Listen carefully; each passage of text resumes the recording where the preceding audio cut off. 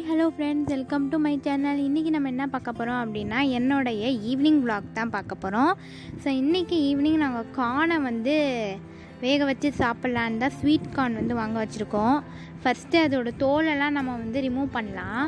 எங்கள் அம்மா தோலை ரிமூவ் பண்ணிகிட்டு இருக்கும்போதே என் தம்பியும் நானும் தோலை ரிமூவ் பண்ணுறேன்னு சொல்லி அவனும் ரிமூவ் பண்ணிகிட்டு இருந்தான். எங்கள் அம்மா ஒன்றா ரிமூவ் பண்ணிட்டு இருந்தாங்க. என் தம்பி கொத்தா பிடிச்சி இழுக்கிறேன்னு சொல்லிட்டு பார்க்கவே ரொம்ப காமெடியாக இருந்துச்சு. அங்கே பாருங்கள், என் தம்பி ரிமூவ் பண்ணிகிட்டு இருக்கான் சின்னதாக.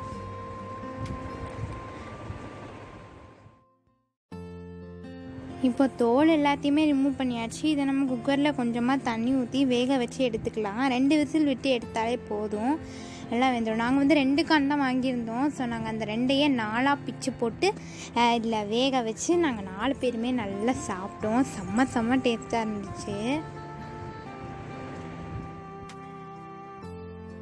உங்களுக்கு இது மாதிரி ஈவினிங்கில் ஸ்வீட் கார்ன்லாம் சாப்பிட பிடிக்குமா அப்படிங்கிறத மறக்காமல் கமெண்டில் சொல்லுங்கள். கொஞ்சமாக நாங்கள் இதில் உப்பையும் போட்டு வேக வச்சு எடுத்துக்கிட்டோம். ஸோ இப்போ குக்கரை மூடிடலாம். மூடி 2 விசில் கழித்து பார்க்கலாம்.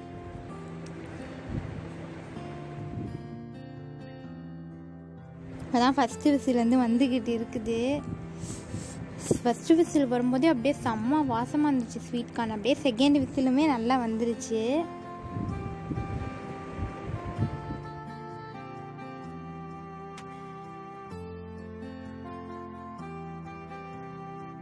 இதுக்கு இடையில நாங்கள் வெந்தயக்கீரையை ஃபேனில் காய வச்சோம். இல்லை வெயிலையும் காய வச்சுக்கலாம்.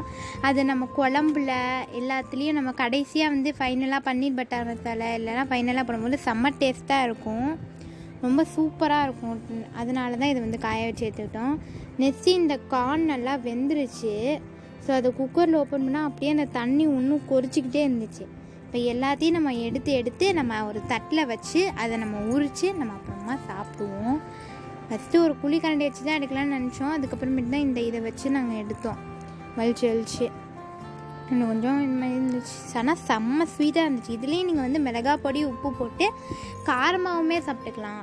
நாங்கள் ஸ்வீட்டாகவே சாப்பிட்டுட்டோம். நெக்ஸ்ட்டு உரிக்கிறதுக்கு தான் கொஞ்சம் டைம் எடுத்துச்சு. அதையும் நாங்கள் பொறுமையாக உரித்து கண்ணாடி டப்பாவில் போட்டு நாங்கள் சாப்பிட்டுட்டோம். Okay, bye friends. இதே மாதிரி இன்னொரு vlog கூட நான் உங்களை சந்திக்கிறேன். அது வரைக்கும் பாய். லைக் பண்ணுங்கள், ஷேர் பண்ணுங்கள், கமெண்ட் பண்ணுங்கள், சப்ஸ்கிரைப், பெல் ஐக்கானை கிளிக் பண்ணிடுங்க.